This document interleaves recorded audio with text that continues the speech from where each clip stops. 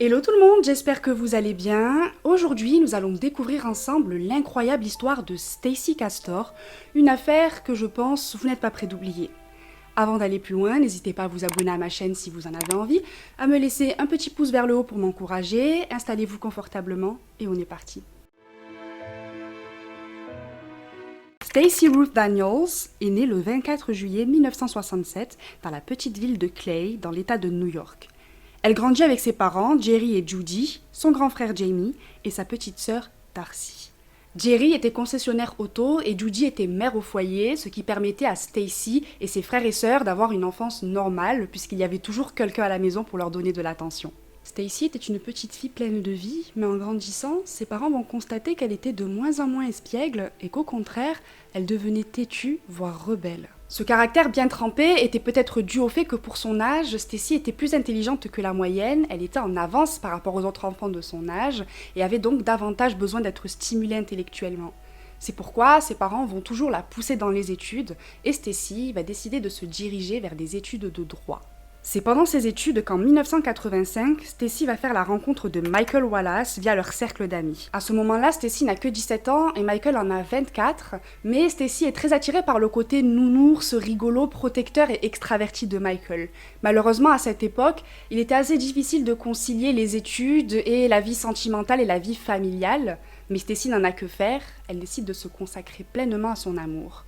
Mais derrière cette façade de nounours gentil, Michael cachait bien des défauts. Michael venait tout juste de divorcer de sa première femme Nancy, qui était en fait la cousine de Stacy, mais l'entente entre les deux va se dégrader au fur et à mesure que Michael sombrait dans l'alcool. Un alcoolisme qui était devenu très problématique puisque Michael s'était déjà fait arrêter à plusieurs reprises pour conduite en état d'ivresse, et en plus, il lui arrivait d'être violent envers sa femme Nancy. En 1984, Nancy va décider que c'en est trop et elle va demander le divorce, et en 1985, Michael va rencontrer Stacy et ils vont commencer à sortir ensemble. La relation était plutôt saine au début, mais en 1987, la donne va changer lorsque Stacy va être impliquée dans un accident de la route avec sa mère. Les blessures vont être bénignes, mais c'est à l'hôpital que Stacy va se rendre compte qu'elle est enceinte. Mais Michael, à l'annonce de la nouvelle, ne veut rien savoir puisqu'il ne veut pas être père à nouveau. Il va alors quitter Stacy, et Stacy, elle, va prendre la décision de poursuivre sa grossesse toute seule, tant pis. En 1988, elle va mettre au monde une petite fille qu'elle va prénommer Ashley. Et c'est en fin d'année 1988 qu'on ne sait pas pourquoi, Michael va décider de faire marche arrière et de retourner dans la vie de Stacy et d'assumer son rôle de père. Michael s'est rendu compte qu'il aimait vraiment Stacy et qu'il voulait faire partie de sa vie. Le couple va alors se marier dans la foulée le 7 avril 1990 et la petite famille va couler des jours heureux. En 1991, Stacy et Michael ont une deuxième petite fille prénommée Brie et au fur et à mesure que les deux fillettes grandissent, une relation particulière entre Brie et son père naît. Michael était complètement fou de sa fille Brie et c'était réciproque. Brie était une vraie fille à papa. Mais Stacy, elle, ne va pas du tout apprécier la relation particulière que Brie entretenait avec son père et c'est pourquoi elle va décider de se rapprocher de son autre fille, Ashley. Un peu comme pour entrer en compétition contre Michael et Brie, un peu comme pour les rendre jaloux. Vous en doutez bien, ça en fait une relation assez malsaine et Ashley en fait est juste une roue de secours pour Stacy. Et comme si cela ne suffisait pas, Michael et Stacy, au fil des années, vont s'éloigner de plus en plus. Les emplois du temps de Michael et de Stacy ne coïncidaient pas du tout, puisque Stacy travaillait de jour dans un centre d'appel d'urgence, et Michael travaillait plutôt en fin de journée en tant que mécanicien.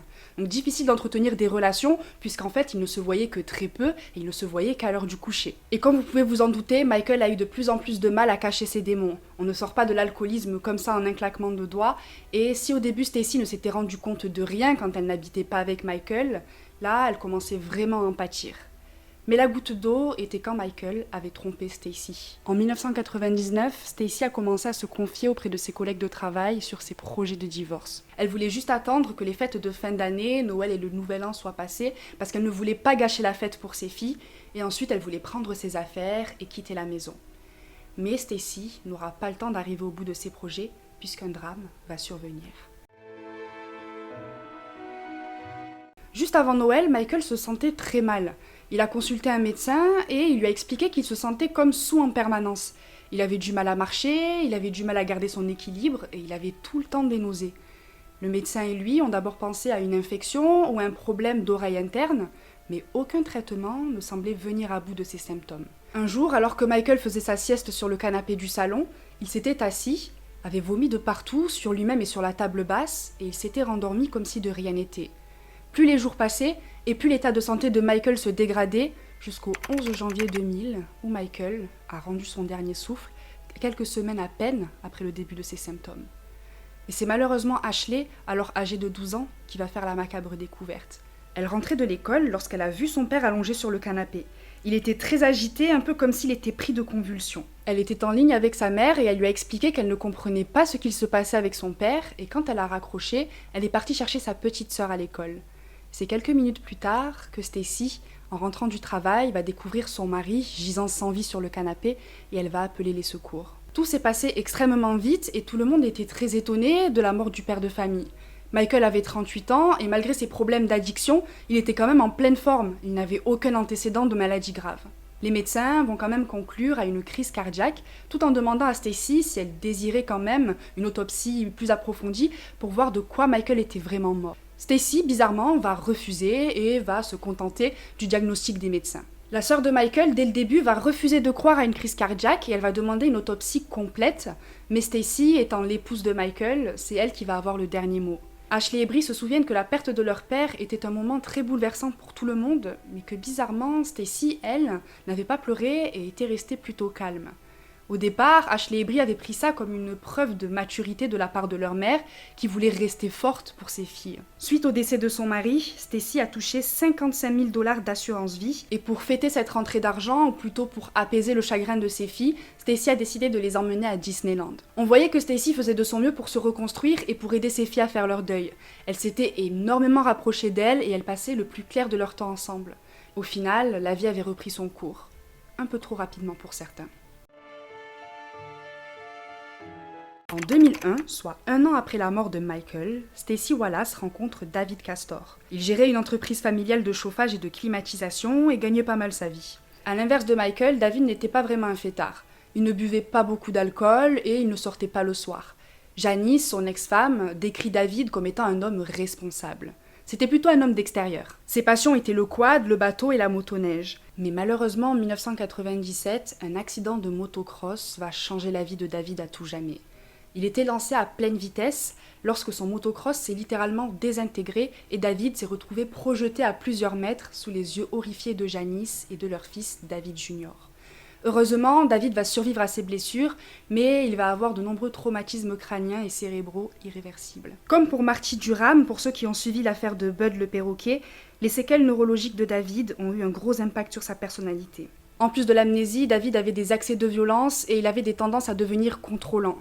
La situation à la maison était devenue invivable au point où David Jr. va décider de fuir la maison pour rejoindre l'armée et Janice va finir par demander le divorce. Et c'est là que David va avoir un plan assez douteux puisqu'il va commencer à embaucher des secrétaires dans son entreprise dans l'espoir de sortir avec elle et pourquoi pas épouser la bonne. Une idée très étrange mais qui va fonctionner au bout de la 3e fois lorsqu'en 2001, il va embaucher nul autre que Stacy Wallace. Mais après leur mariage en août 2003, les relations entre David et ses belles-filles, Ashley et Bree, vont se détériorer. Les filles n'étaient pas d'accord avec le fait que leur mère remplace si vite leur père, et David, de son côté, se montrait autoritaire avec les filles. Il voulait que les choses soient faites comme il le voulait et quand il le voulait, alors que Bree et Ashley étaient bien décidées à remettre en question son autorité. 2 ans plus tard, soit le 22 août 2005, Stacy appelle les secours pour leur faire part de son inquiétude face à son mari qui n'avait pas donné signe de vie depuis la veille à 5 h du matin. Le couple s'était disputé et David, énervé, s'était enfermé dans la chambre et n'avait pas donné signe de vie depuis. My name is Stacy Castor. My husband didn't show up to work this morning. I don't know what's going on. I'm just getting a little concerned because I haven't talked to him since 5 o'clock in the morning on Sunday when he locked me out of the bedroom. À l'arrivée des secours, Stacy va leur expliquer que David s'était enfermé avec une bouteille de liqueur dans leur chambre et il avait refusé d'en sortir. Il avait bu jusqu'à s'endormir. Elle savait qu'il s'était endormi puisqu'à plusieurs reprises, elle avait essayé d'entrer dans la chambre pour discuter, mais elle entendait son mari ronfler à travers la porte. Elle n'en avait rien pensé, mais ce qui l'avait inquiétée, c'était que le lendemain, soit le 22 août, David ne s'était pas rendu au travail. Les secours vont défoncer la porte et les craintes de Stacy vont se confirmer. David gît sur le lit sans vie, nu et allongé sur le ventre. Sur la table de chevet se trouvent 2 verres dont l'un est rempli d'un liquide vert suspect. C'est sous le lit que les policiers vont trouver un bidon d'antigel sans son bouchon. À première vue, David aurait mis fin à ses jours. Malheureusement, elle souffrait de dépression depuis la mort de son père, et pour Stacy, il est clair que c'est pour cette raison que David avait décidé d'en finir ce week-end.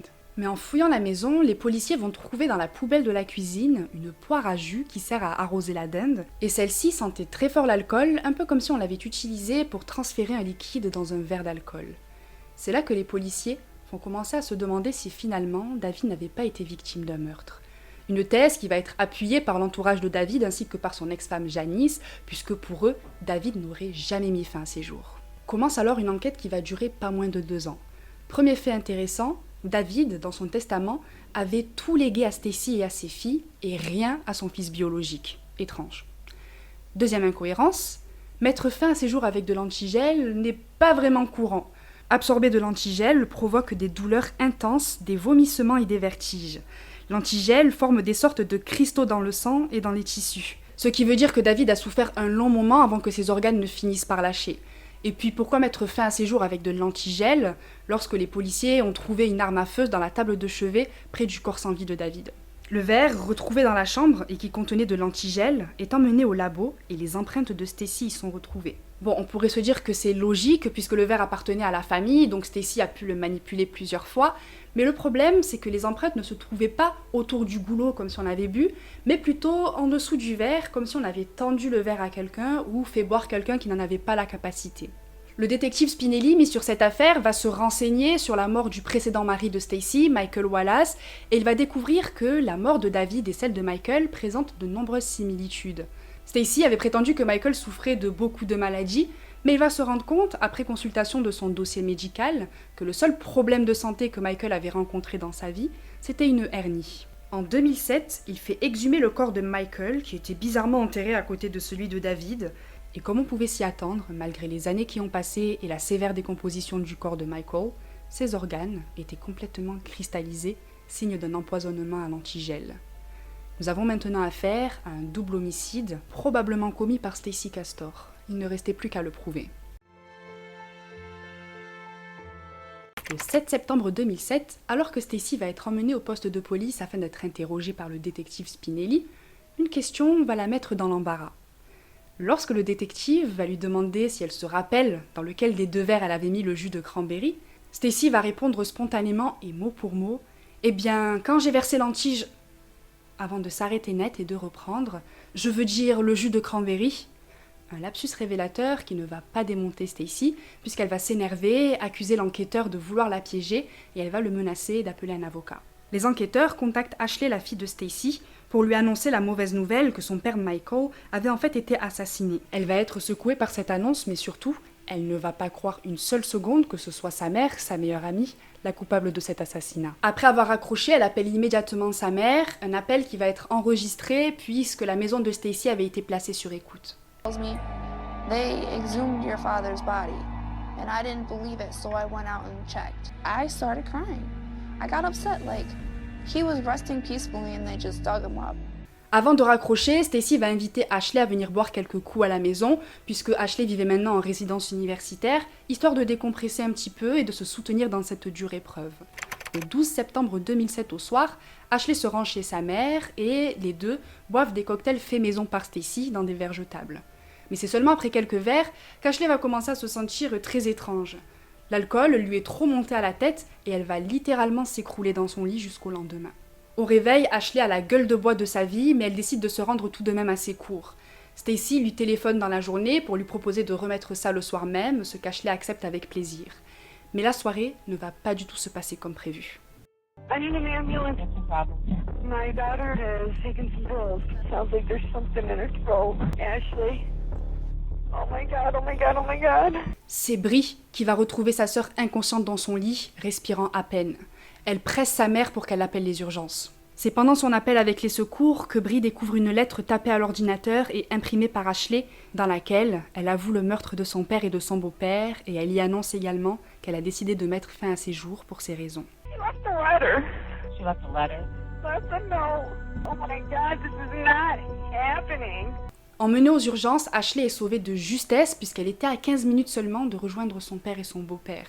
Mais ce qui surprend les secours, c'est que Stacy semblait plus déterminée à leur faire comprendre qu'Ashley avait écrit une note de suicide, plutôt qu'à les informer sur ce qui a bien pu mettre sa fille dans cet état. Après analyse, des médicaments en grande quantité vont être retrouvés dans l'organisme d'Ashley.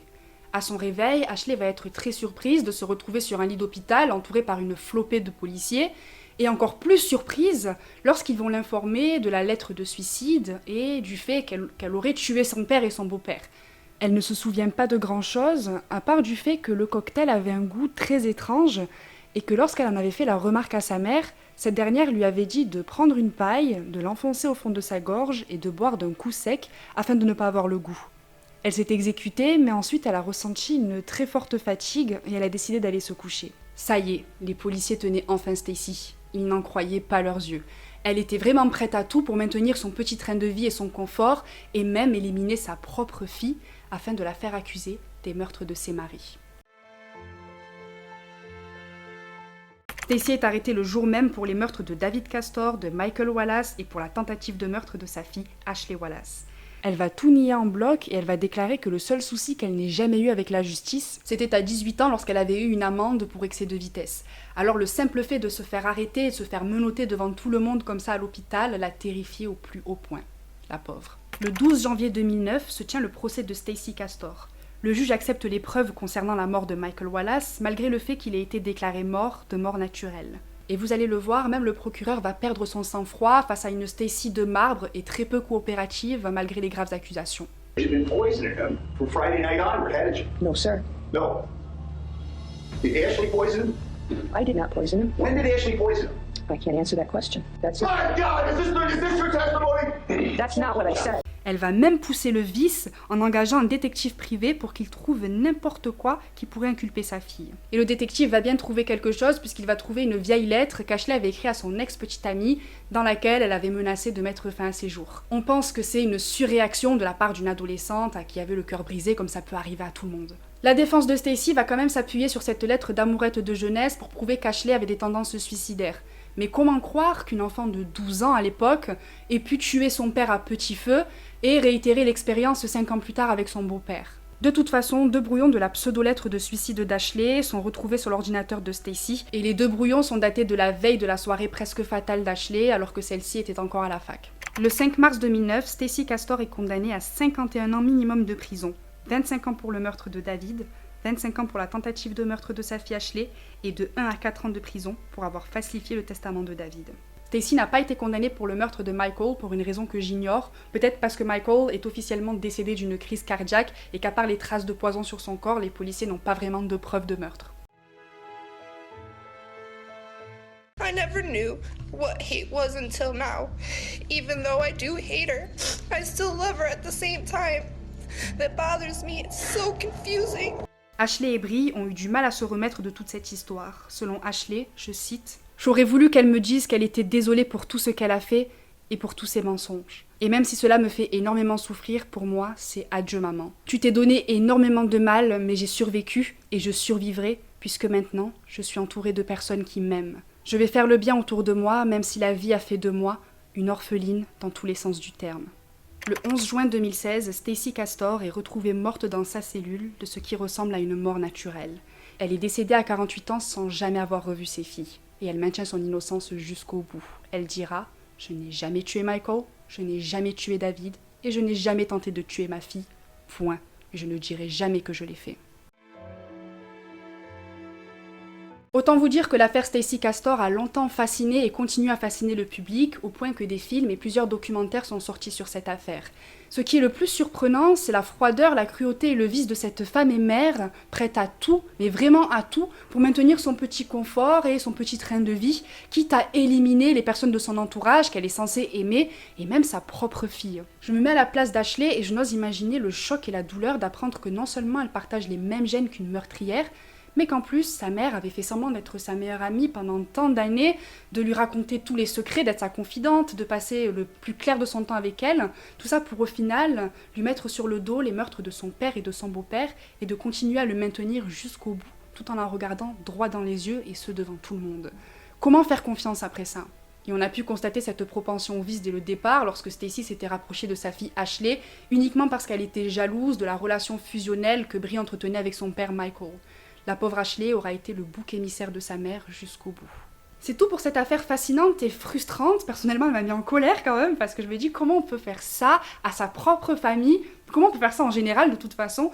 Dites-moi en commentaire ce que vous en avez pensé. N'hésitez pas à vous abonner à ma chaîne si vous en avez envie, à me laisser un petit pouce vers le haut pour m'encourager. Et je vous encourage vivement à faire très attention à vous, attention à vos fréquentations, et à ne pas faire confiance facilement. En ce moment, c'est vrai que je fais beaucoup d'affaires qui traitent sur la trahison et sur la confiance aux autres. Je sais pas si c'est un signe, mais en tout cas, prenez soin de vous, et on se retrouve bientôt pour une nouvelle vidéo.